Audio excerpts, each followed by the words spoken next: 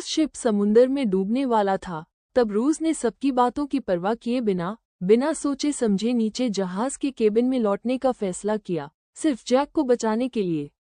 वो नीचे केबिन तक पहुंची और हर कमरे में जाकर जैक को पुकारने लगी।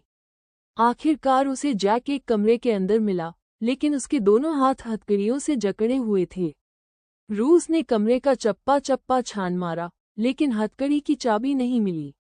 अब उसके पास बस दूसरों से मदद लेने का ही विकल्प था।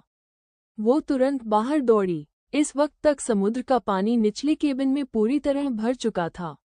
रूस ने पूरी ताकत लगाकर ऊपर की मंजिल की ओर चढ़ाई की और हर किसी को मदद के लिए आवाज देने लगी, लेकिन वहां कोई नहीं था। तभी उसकी नज़र दीवार पर टंगी एक कुल्हाड़ी पर पड़ी। उसने दीवार तोड़कर कुल्हाड़ी निकाली और तुरंत वापस नीचे आ गई। जैसे ही मौका मिला, उसने ताकत से जैक की हथकड़ियां तोड़ दी और उसे आज़ाद करा लिया। लेकिन तब तक पानी पूरे केबिन में भर चुका था। दोनों ने अपनी जान पर खेलकर वहां से निकलने की कोशिश की।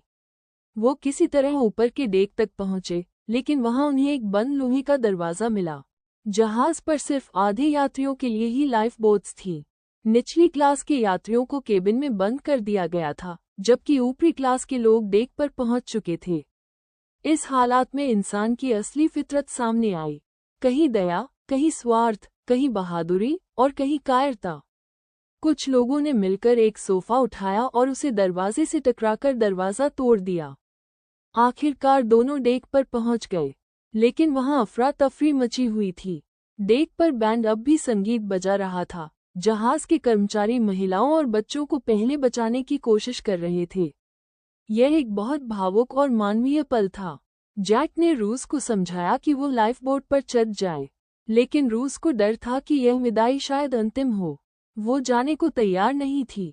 तभी काल वहां आया। उसने झूठ बोला कि उसने अधिकारियों से बात की है, एक और नाव है जिसमें जैक और वो दोनों जा सकते हैं। रूस ने उस पर भरोसा कर लिया और लाइफ बोट पर चढ़ने को तैयार हुई। बोट नीचे उतरने लगी और वो जैक को एकटक देखती रही। उनकी नज़रें जुदाई और बेबसी से भरी थीं।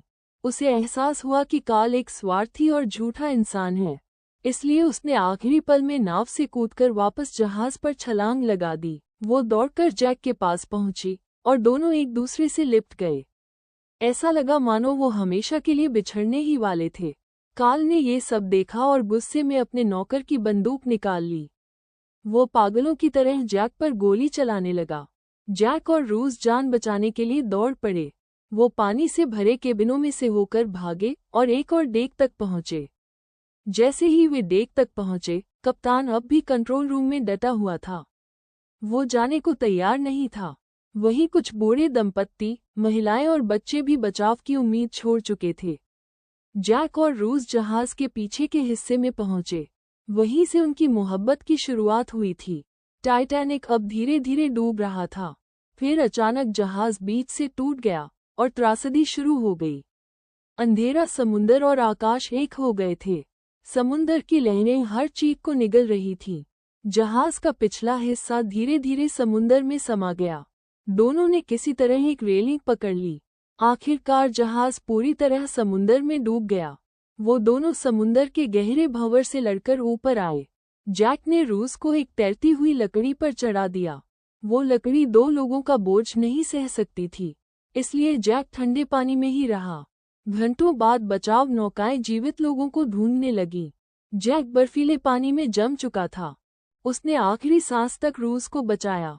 रूस ने किसी तरह एक लाश के मुंह में फंसे सीटी को निकाला और पूरी ताकत से सीटी बजाई। बचाव दल ने उसकी आवाज सुनी और उसे बचा लिया। रूस ने जैक से किया वादा निभाया। उसने साहस के साथ जिंदगी जी। टाइटैनिक पर कुल 2224 लोग थे। उनमें से सिर्फ 700 लोग बच पाए। 1500 लोग पानी में डूब गए। 20 बचाव नौकाएं थीं, लेकिन वापस सिर्फ एक ही लौटी और सिर्फ 6 लोगों को बचाया। आरएमएस कार्पेडिया सबसे पहले मौके पर पहुंचा। काल ने रूस को खोजने की कोशिश की, लेकिन रूस ने चेहरा ढक लिया और उससे नहीं मिली। इसके बाद उसने फिर कभी काल को नहीं देखा। काल ने अपने पिता की दौलत पाई, शादी की, बच्चे हुए, लेकिन एक दिन आर्थिक संकट में सब कुछ गंवाया और अंत में खुद को गोली मार ली। रात में एक कर्मचारी ने रूस से उसका नाम पूछा। उसने कहा, रूस डॉसन। उसने कहा, जैक डॉसन ने सिर्फ उसकी जान नहीं बचाई, बल्कि पूरी जिंदगी को एक नया मकसद दे दिया। लेकिन उसके पास जैक की कोई भी तस्वीर नहीं थी। साल 1985 समुंदर की गहराइयों में टाइटैनिक और उसके खजाने, ओशन ऑफ द हॉट, की खोज शुरू हुई।